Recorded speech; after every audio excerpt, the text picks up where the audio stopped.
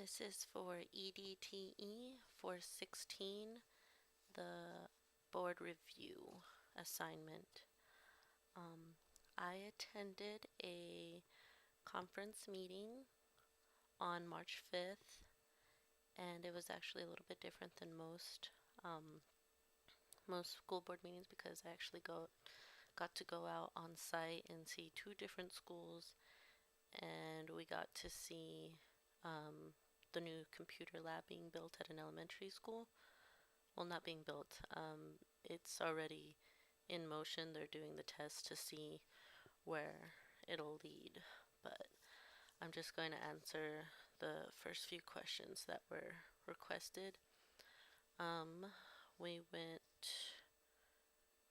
to Jefferson Elementary School and we visited Douglas K. Fletcher / Paul L. Cato Middle School. It's a new school being built out by the old Mesa Marin racetrack. The school board that I went to for the Bakersfield City School District Board of Education manages 32 elementary schools, 6 middle schools, 2 junior highs, and 1 children's center. They total take care of about 29,775 kids. The president was Andre Gonzalez. The president pro temp was Pam Bauer.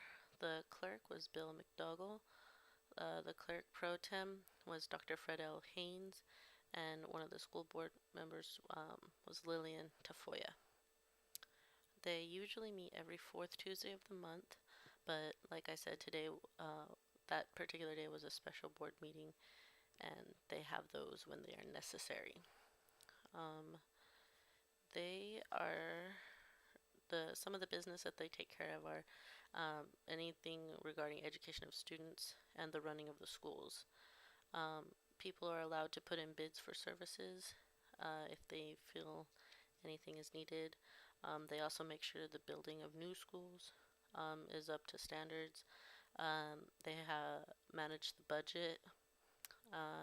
They are a part of the hiring process as far as who gets approval and whatnot.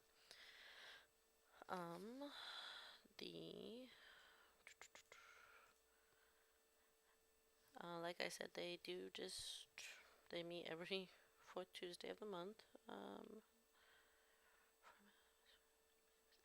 Today's particular format of the meeting was very lax. We met for about 5 minutes within the actual building, and then we were actually off to visit the schools. Our first stop was at the Jefferson Elementary Middle School, where they had put in computers and they were testing the Smarter Balance Assessment, which is it does go along with the new Common Core because they're in a process of changing what Common Core is going to be. The EasyTech is the program that the kids were using, which is basic operations of keyboarding, digital research, and safety. So when I got there, the kids were already already well into their lesson as far as the day goes on the computer. They were learning what basically what I learned in high school, which is learning how to type. They were learning the shift keys, the numbers, how to use semicolon, or what a semicolon was and what an apostrophe and a comma is when typing on the keyboard. While I was there, I asked a few questions as far as like who was the target grade level, and they said as low as the lower K1 level. There wasn't any necessity for hands-on from the teachers because the kids were actually wearing headsets while they were working, and they sometimes had questions asked to them. You could hear them speak out loud in class. It's not quite finished yet, though. They're in the it's in its pilot process, so they're collecting all the data as far as the kids doing the work and their progress. What was really neat about the program is it can be done on a tablet. So if certain things could be done on a tablet, so if they wanted to work and practice from home, the kids could. It can, as long as it's you have a browser, it's capable of doing pretty much anything a desktop can do, with certain limitations though. They had already ensured in the school that the Wi-Fi was good. They wanted to make, so there's no interruptions while the kids are working. And that was basically what the first visit was for. The kids were not only learning the numbers and symbols on the keyboard, but they were already learning how to type short paragraphs. The teacher's role in the class is just to look over their shoulder and make sure they stay on task. They didn't do much talking to the kids unless the kids had a question. They'd raise their hand and the teacher would walk over and find out what they needed. That was pretty much our first stop. They were on the right track. It seemed like nothing out of the ordinary, other than it was a bunch of fourth graders learning how to type. It was just strange to me because we learned how to do that in high school. So moving on to our second visit, I actually got to go out with the board members to observe the construction of technically 2 new schools, but they're all basically on one big campus. But on the left side you had the first school, which was the Douglas K. Fletcher, where the elementary school kids would attend K through 6. And then you had the Paul L. Cato Middle School on the other end of the school, on the premises, where the middle school kids would attend. Basically what we all did was we walked in to the classrooms, the auditorium, the cafeteria, the library. We got to see where everything was going to be set up. Not everything was already inside, but the board members were looking for, just in case if there's leaks anywhere that people didn't catch. They were making sure that, for example, the handicap classrooms, they were making sure those were up to the standards, because they want to make sure that the disabled children will have a safe classroom to be going to. We basically did a big lap. We started in the elementary. As we worked our way out towards the playground, the school board member just kept saying how beautiful it was, and it really was. It was just this large field for the kids to run and play in.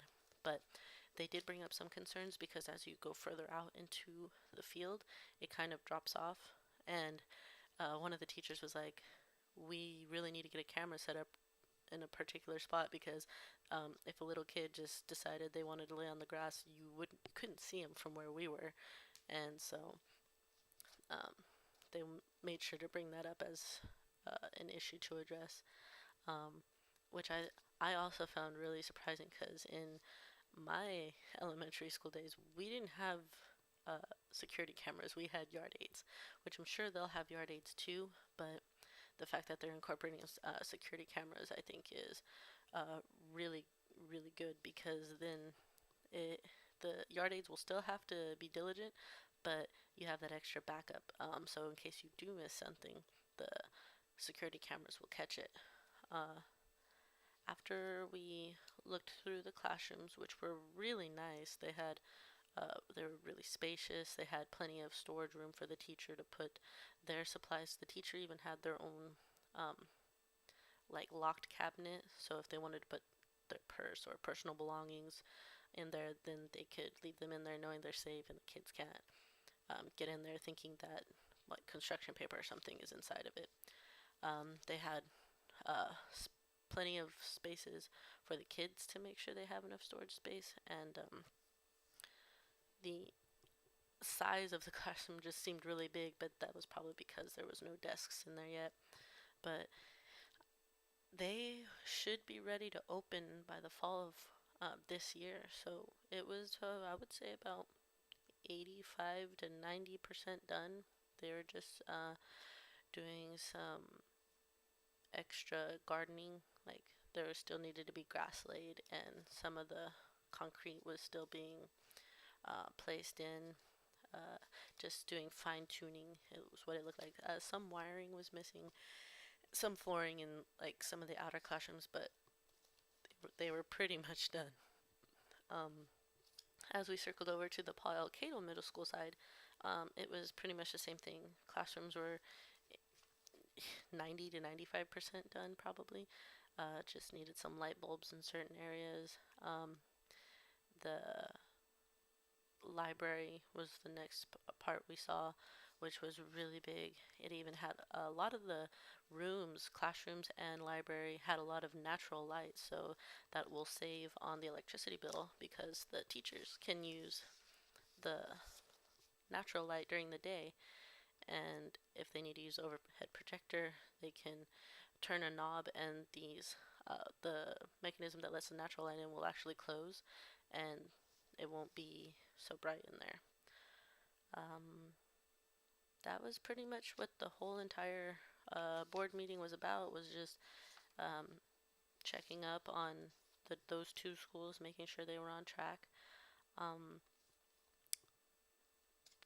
there's nothing else really to report on.